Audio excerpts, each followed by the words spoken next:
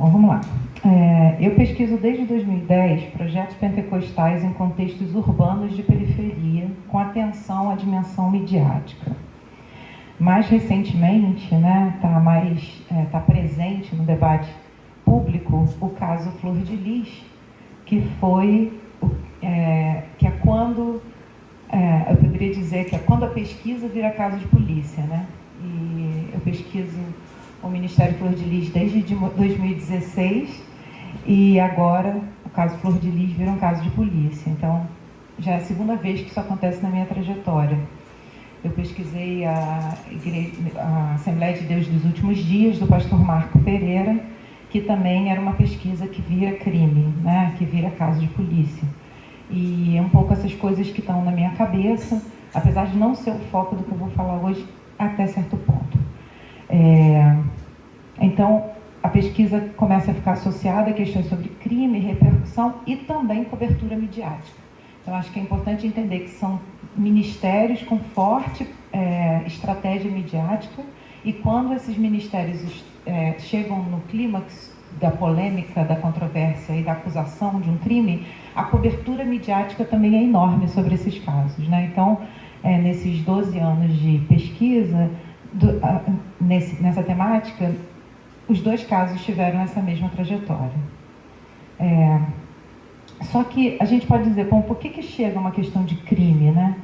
E aí, ao invés de ficar discutindo a defesa ou a acusação de qualquer um dos dois, seja do pastor Marco Pereira ou da Flor de Lis, eu preciso lembrar que minha pesquisa não era sobre isso, né? Nunca foi sobre o crime. Quem está fazendo o trabalho sobre o crime é o campo da comunicação, que está fazendo documentário, escrevendo livro, fazendo coisas nesse sentido. Mas eu preciso me lembrar que não é à toa, porque uma das questões que também atravessa, uma questão central que atravessa essas duas pesquisas é a questão da violência. Eu estava pesquisando ministérios pentecostais que se realizavam em contextos de violência e que operavam e mobilizavam questões em torno do dispositivo da violência. Então, esse para mim é o carro-chefe desse debate.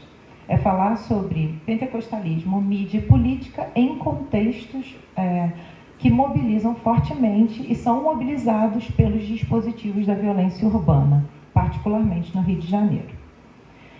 Tem várias formas de analisar esse campo, mas hoje eu quero levar às últimas consequências uma aposta que é outra que eu tenho feito de forma mais transversal. Cabe dizer que eu vou fazer esse experimento aqui porque eu me sinto à vontade, acolhida e tão bem recebida que me faz querer dar mais e melhor de mim e não repetir outras coisas que eu já tenho falado. Por isso eu agradeço por esse lugar me provocar isso, né? Então, mais do que uma pesquisadora falando da sua pesquisa, eu vou funcionar essa noite mais ou menos como uma MC, como um DJ. Se em muitas pesquisas as vozes das pessoas com as quais interagimos em nosso trabalho aparecem sendo lidas por nós, hoje essas vozes vão estar aqui como som, como música, como canções. Essa apresentação vai ser polifônica e multissensorial, pois é assim que eu entendo o fazer etnográfico.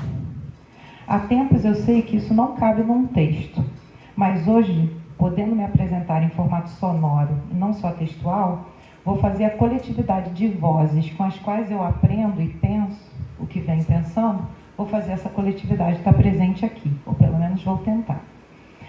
Mas eu queria destacar mais algumas questões antes de começar esse experimento, que espero que dê certo, e que essa vigília fique mais animada do que a gente talvez espere. Eu quero que fique claro que tudo que eu falei sobre som é um desafio metodológico e epistemológico. Nossa etnografia tende a ser predominantemente visual e nossas apresentações em formato de texto escrito. Lidar com os diversos sentidos, e no meu caso, o som, exige uma etnografia atenta à multissensorialidade, o que não é uma novidade, porque textos clássicos já falam isso, mas é ainda um desafio, e um resultado de pesquisa que incorpore o som, o qual eu tenho pensado mais pelo formato sonoro, né, sonoro digital, hipermediático. Eu tenho pensado o som muito mais por esse caminho do que algo exclusivamente sonoro. Então, eu vou fazer o som mais ou menos com o som que mais ou menos se faz com o PowerPoint. Ao invés de passar slides, eu vou passar trechos das canções que fazem parte do meu trabalho e das minhas reflexões. Em termos analíticos, e com essas vozes, com esses sons e com essas canções, eu não vou centralizar a minha análise nas temáticas do crime ou da segurança pública, mas no sofrimento e no dispositivo de redenção, recuperação, reabilitação.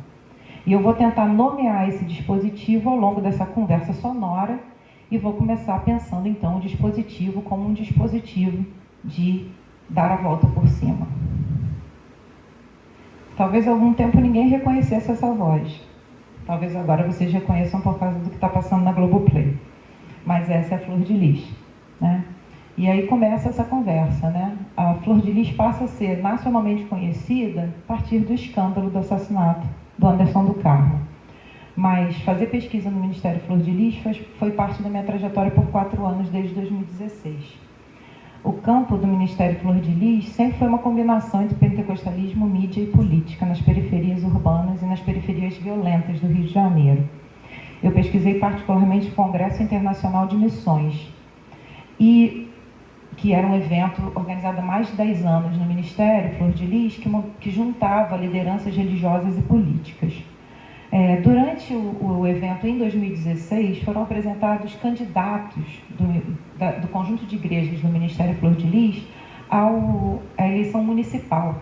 E o filho de Flor de Lis, à época chamado Misael, né, ele se candidata, é eleito, e ele se candidata com o nome Misael da Flor de Lis, e o slogan da campanha era "Vou dar a volta por cima", né?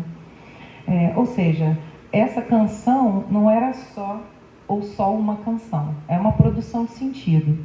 Uma produção de sentido de um dispositivo muito limitado na nossa sociedade brasileira, que é o dispositivo da segunda chance. O dispositivo de ter uma vida depois do desastre.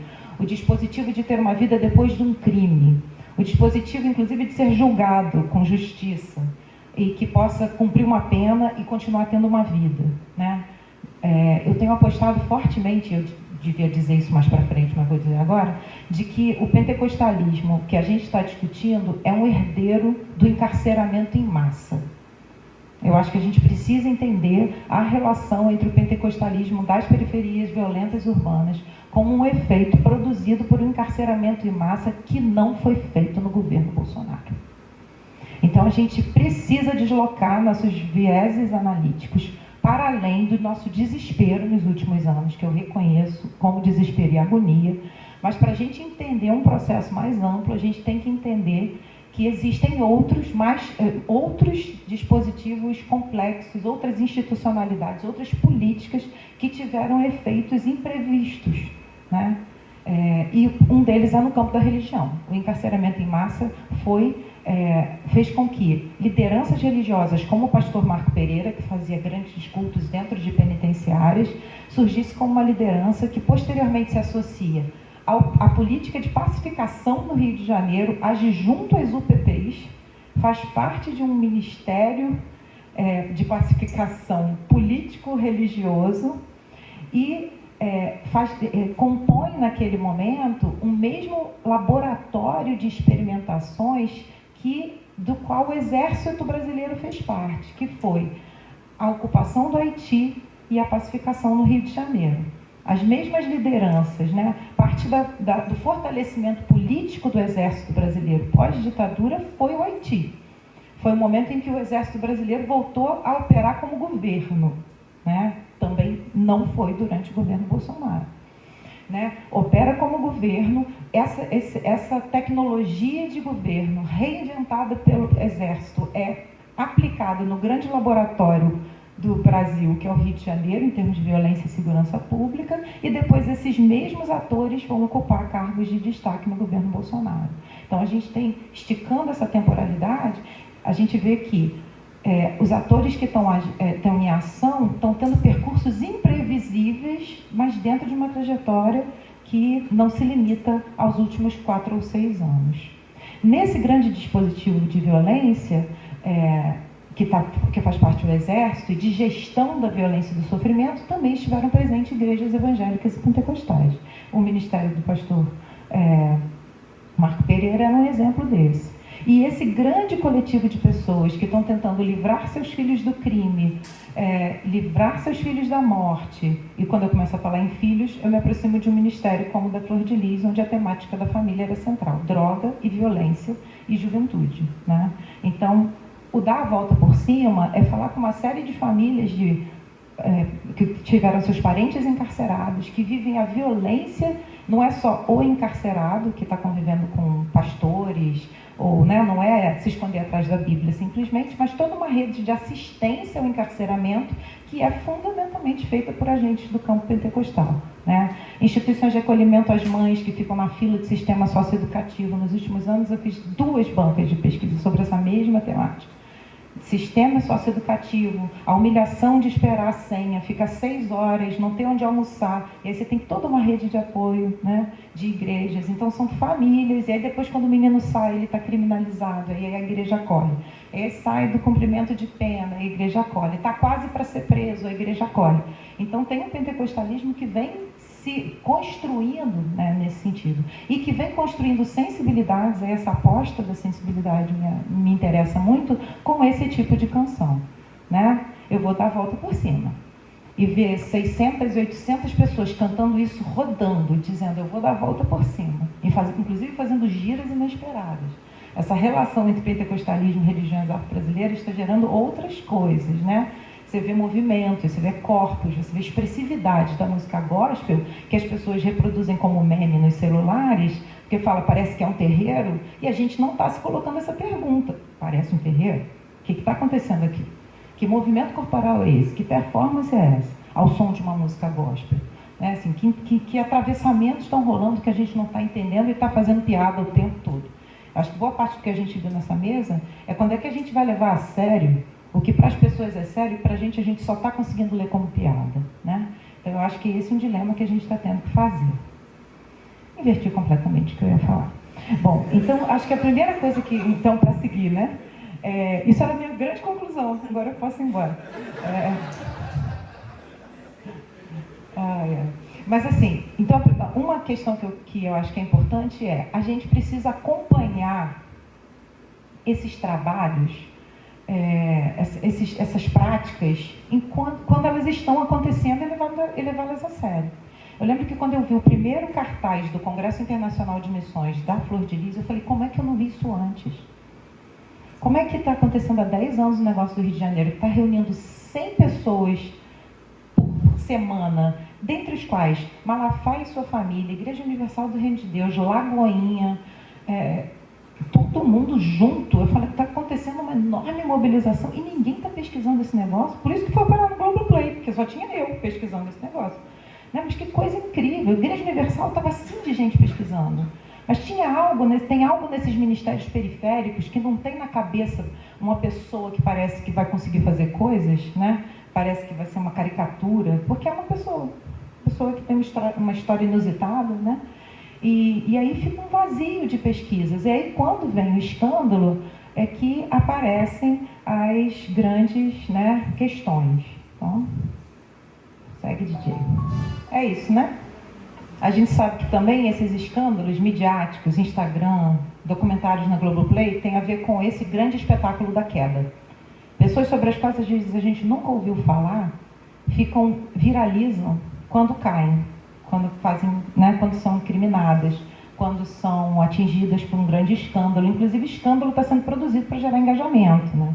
Quando é crime, complica um pouco mais, porque a pessoa pode correr o risco de ser presa, que é o caso da Flor de Lis. Mas eu acho que tem uma questão nessa ideia de melhor do que assistir a subida, assistir a queda. É isso, eu fiz a pesquisa enquanto o Congresso estava crescendo, enquanto a Flor de Lis estava crescendo, quando ela é eleita deputada federal. De repente, quando ela cai, há uma grande surpresa de quem é essa pessoa, mas, por outro lado, a gente vai conhecer que o pentecostalismo é também feito para queda desde sempre.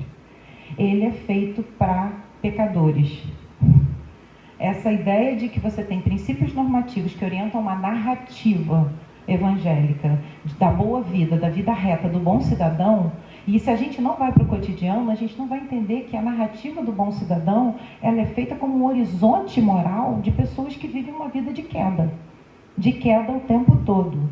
de vida difícil o tempo todo, de filhos perdidos, de pessoas, familiares presos. Se a nossa vida não tem isso, é a gente que não está vivendo a vida dos outros. Se a gente não está entendendo o que é essa retórica da queda, se a gente não está entendendo, essa pessoa é evangélica, mas a vida dela está toda errada.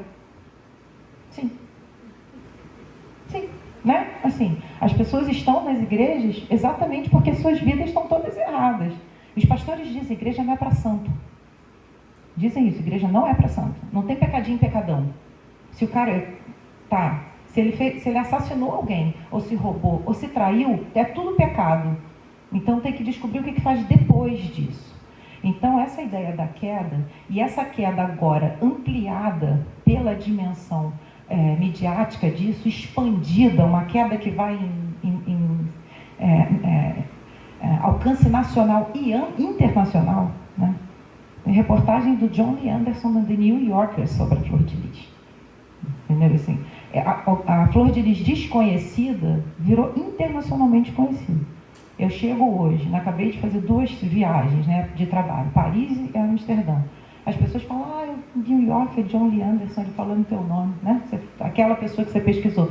Eu apresentei essa pesquisa nesses mesmos lugares nos últimos anos e ninguém está falando, né? Foi a que menos interessou as pessoas. Então, acho que esse é o jogo que a gente está lidando, né? Tem uma expansão também que a mídia segue fazendo nos momentos de escândalo. Então, que pentecostalismo é esse? Que opera com uma igreja que não é lugar para pessoas, que é um lugar para as pessoas que caem, que sofrem, que erram, que pecam. A igreja que lida com todos os tipos de pecados, incluindo os crimes. Que é uma discussão difícil quando entra nesse sentido, né? Quando a gente fala quem vai lidar com ex-criminoso, o que a gente faz com os criminosos? Ora a gente está discutindo direitos humanos no cárcere, ora a gente está com sangue no olho, querendo que as pessoas fiquem eternamente presas e mofando, dependendo de quem é o inimigo da gente nesse cenário. Então a gente está sendo bastante incoerente, inclusive, né? Como lidar com trajetória criminal, encarceramento, como lidar com o erro, como lidar com a grande temática da reabilitação e da ressocialização. Elaine Martins, não sei quem conhece, foi cantora da Assembleia de Deus dos Últimos Dias, do pastor Marcos Pereira por muito tempo, fazia esse tipo de performance em prisões e delegacias, e é uma narrativa muito direta, né? Canções são escritas para esse público encarcerado, para esses jovens que estão ali dormindo com a arma, né? Ou seja, não está falando de pessoas que estão na fronteira do crime, mas já pessoas envolvidas com crime. E esse horizonte de uma página em branco é o que eu quero ser, né? Assim, como é que eu posso recomeçar? E que instituições sociais brasileiras estão agindo nesse lugar? Essa é a pergunta, né? Porque uma coisa é dizer as igrejas fazem isso ou aquilo, o Estado faz ou não faz aquilo. Mas acho que a gente tem que começar perguntando que instituições estão agindo neste campo de relação com o crime, que não o encarceramento, ou do pós-encarceramento, do jovem que já está dormindo com a arma, do que já é o viciado, do que já está condenado, porque a gente está falando isso, a gente sabe disso. Mas assim, quais são as ações e como é que a gente pode entender de que maneira essas sensibilidades, essas cenas morais estão sendo movimentadas por saberes, práticas, músicas e experiências, né? Então é disso que eu acho que a gente... É sobre isso que a gente precisa falar para entender esse pentecostalismo. Então, um outro caminho aqui, nessa mesma relação dos cantores dessas igrejas que eu pesquisei, né? Assim como a Elaine Martins estava dentro das prisões, o Vaguinho estava fora. O Vaguinho era do grupo Os Havaianos, não sei se vocês lembram, cantava marrom bombom, nossa cor marrom. Depois ele cantava Jesus é bom, Jesus é bom. E o Vaguinho fez exatamente isso, ele virou um sambista gospel. E ele é um cantor gospel de samba há quase 20 anos já. E um mediador muito potente desse campo da vida fora do crime, mas que continua sendo uma vida da periferia. Então, esse samba gospel do Vaguinho é mais um exemplo de mediação, né? Então, eu vou dar uma canção dele para a gente ouvir um pedaço. Esse tipo de som, né, é um som que vai dizer, bom, você pode sair do álcool, da cocaína, mas não precisa sair do samba, né? Então, eu escrevi um texto sobre o Vaguinho, que o meu argumento é esse. Como é que você é fiel ao samba, né? e também segue a vida na igreja, eventualmente como um caminho para você largar outras coisas que estão te colocando em risco. Porque eu acho que também a gente minimiza, mas poxa, o pessoal que fala de drogas é moralizante. Gente, droga na classe média não é droga na periferia. Enquanto a gente não encarar esse problema, tem uma coisa é dizer, não, qual é o problema de cheirar, de fumar, de não sei o quê, não tem problema nenhum. Para quem que não tem problema nenhum? E o que é o mundo da droga, que não é o consumo de drogas? O que é a droga no mundo das periferias urbanas? Isso é crime, isso não é porque é criminalizado, mas é o trabalho no tráfico, que é o melhor mercado de trabalho para uma juventude em algumas circunstâncias extremas de vida. Então, essa questão, né, a que você vai se manter fiel? O que você precisa abrir mão? Então, parece que o cara abrir mão de tudo fica careta. Mas tem mediadores como o Vaguinho dizendo, você pode abrir mão e não ficar tão careta. Vaguinho, várias vezes, ele levava grupo de samba desses seculares na igreja do pastor, num grande festival que tinha do lado de fora, que eu gosto de dizer que tem do lado de fora de igreja, né? E a galera cantava, segurando a mão de Deus, e seguia suas carreiras seculares, e ele seguia sua carreira gospel. Ele foi secretário de Cultura do município de São João de Meriti. Então, esse tipo de mediação é dizendo, tem uma vida no samba, tem uma vida que pode ser divertida e que você pode escapar de outras coisas, né? Você pode seguir aí um outro caminho. Então, são fidelidades complexas, são pessoas complexas, né? Você faz conversão de pessoas, mas você também, às vezes, tem que fazer conversão de gêneros e estilos de vida, repertórios, né? Músicas. E algumas desses convites são dizer, bom, você pode se manter vivo, você pode escapar do cárcere, mas você pode continuar fazendo samba, você pode continuar fazendo outras coisas, né? E nessa mesma linha, o funk, né? Nessa mesma época, na Igreja do Pastor Marcos, o funk gospel também era uma dessas experiências de mediação. Vocês sabem quem é esse?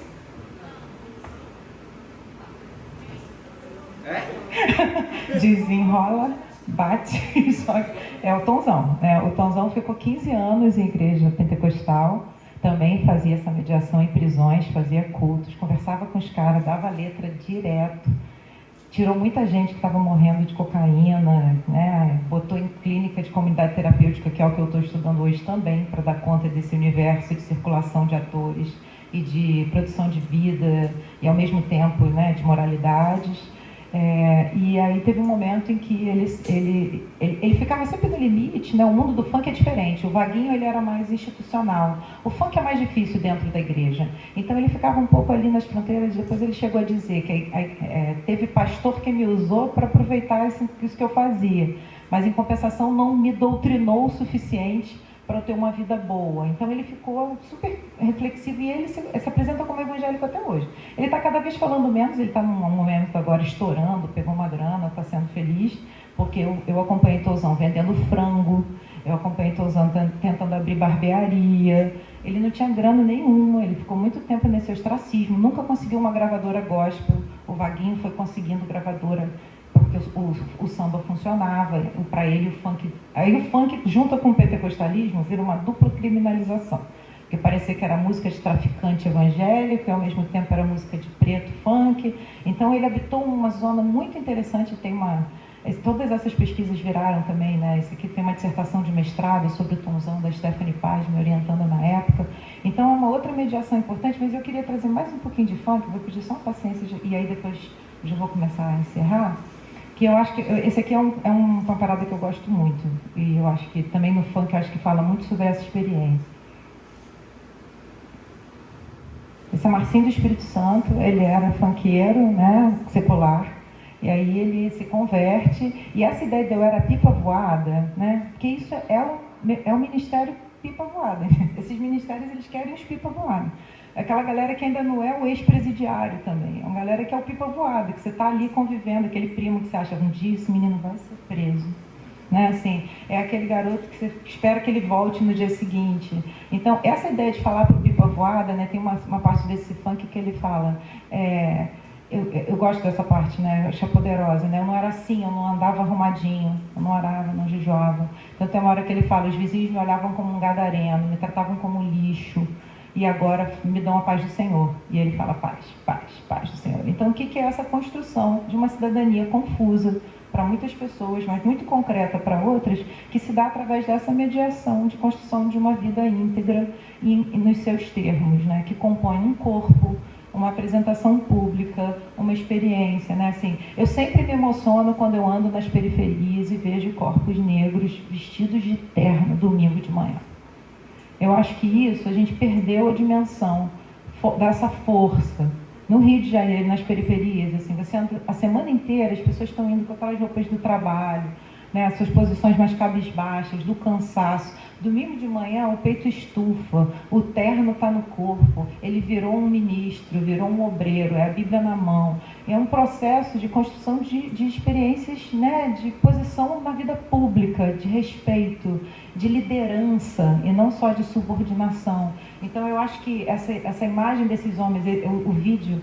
Bom, tem uma playlist no Spotify chamada UFBA, A Volta por Cima. Então, todas essas músicas, só não tem o Pipa Voada, porque não tem no Spotify. Então, quem quiser depois pode ouvir as músicas inteiras. E porque eu acho que é importante a gente entender, né, e ouvir essas experiências. E o Marcinho, o Espírito Santo, ele está sempre de terno, né? E ele tem muito orgulho dessa coisa do terno. E eu acho que a gente precisa levar a sério os ternos desses corpos negros, das periferias, e de como é que isso é uma construção super importante de subjetivação, de sensibilidade. Então, para começar a encerrar, será que tem como pensar a cidade ou as periferias sem pensar a religião?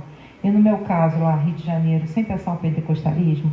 Tem como entrar nas periferias sem ouvir essas periferias, sem ouvir o som das periferias, sem levar a sério essa música gospel que toca o tempo todo, né, nessas casas?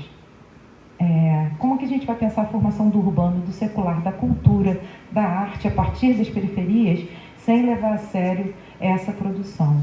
E aí, para terminar, eu queria dizer que, assim, quem está falando isso não sou eu, né? De que para ouvir as periferias tem que pensar o pentecostalismo. Quem está falando sobre isso, e essa apresentação surgiu disso aqui.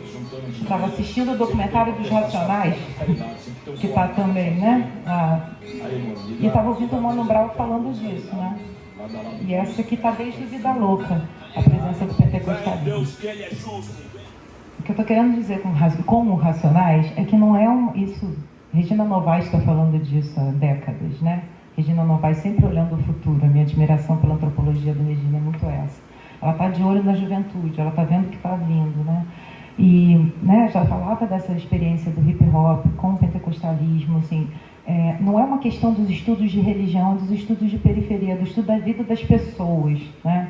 E quando a gente estuda a vida das pessoas, o pentecostalismo está num outro lugar, que as análises de macroestrutura de eleições não vão dar conta, que não vai dar para pensar sem entender o que é a vida no campo dominado pelo risco da morte, pela violência, pelo encarceramento, pela morte, pelas drogas, no sentido mais real do termo, né? Droga como crime, não é droga como dependência, é crime, né? Tráfico e encarceramento. Então, o que a gente não ouviu enquanto os Racionais falavam isso em 2002? O que nós que estudamos religião não ouvimos enquanto os Racionais já estavam ouvindo?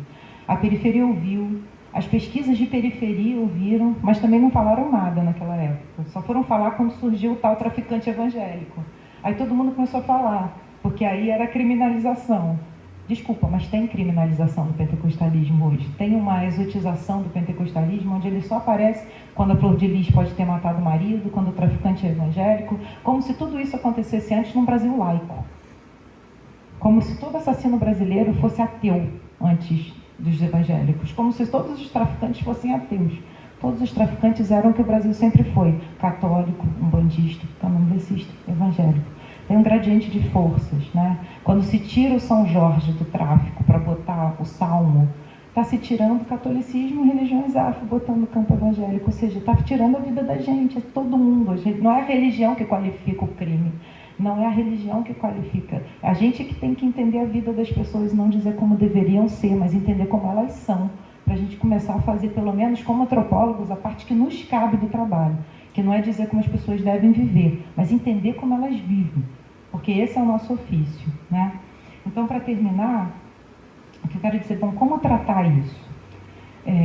Eu acho que o que a gente tem que perguntar, escapar da pergunta de ausência do Estado, mas eu acho que a gente precisa pensar o que o Estado produziu para que a gente chegasse onde a gente chegou. Eu acho que produziu criminalização de muita coisa e encarceramento.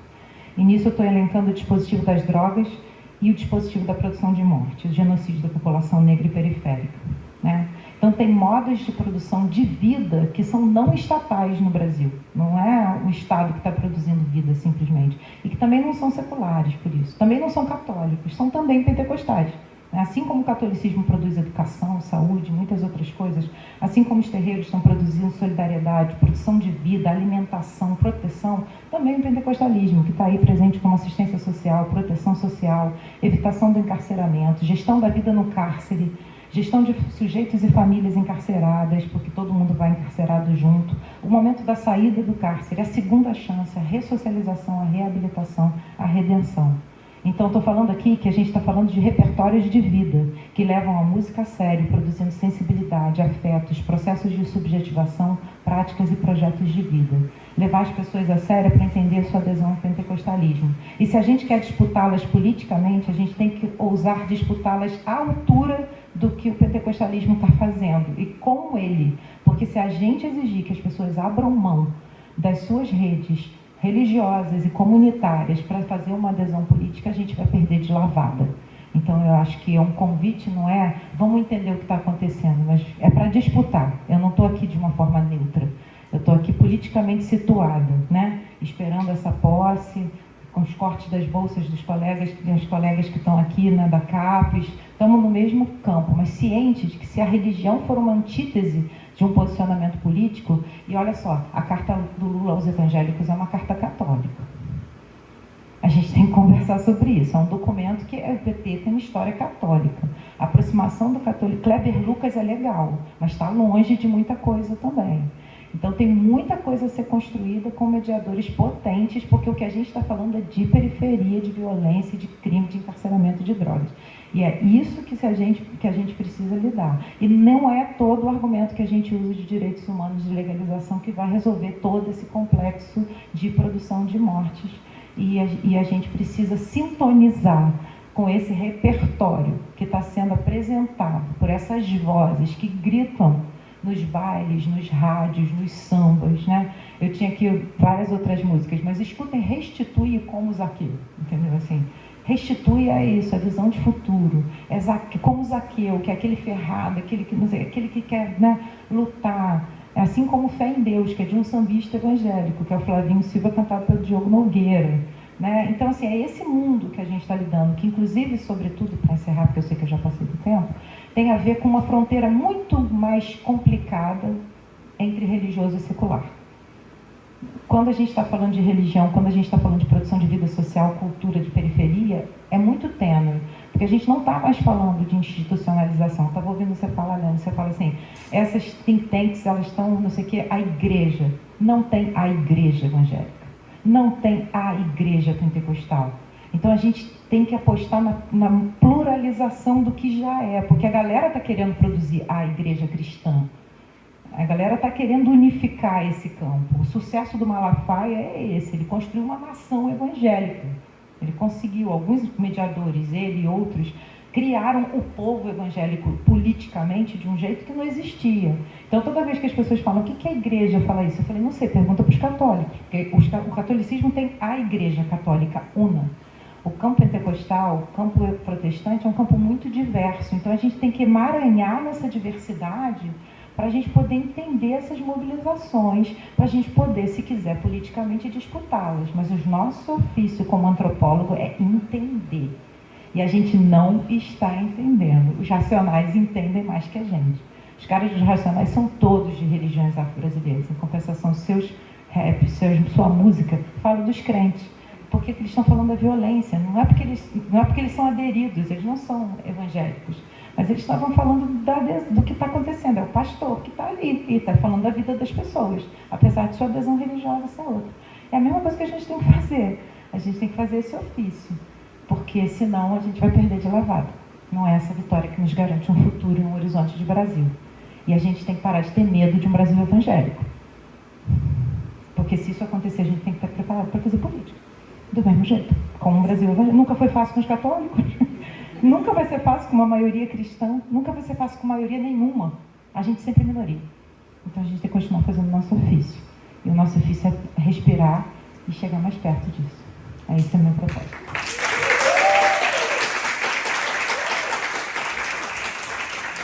Desculpa pelo tempo, né?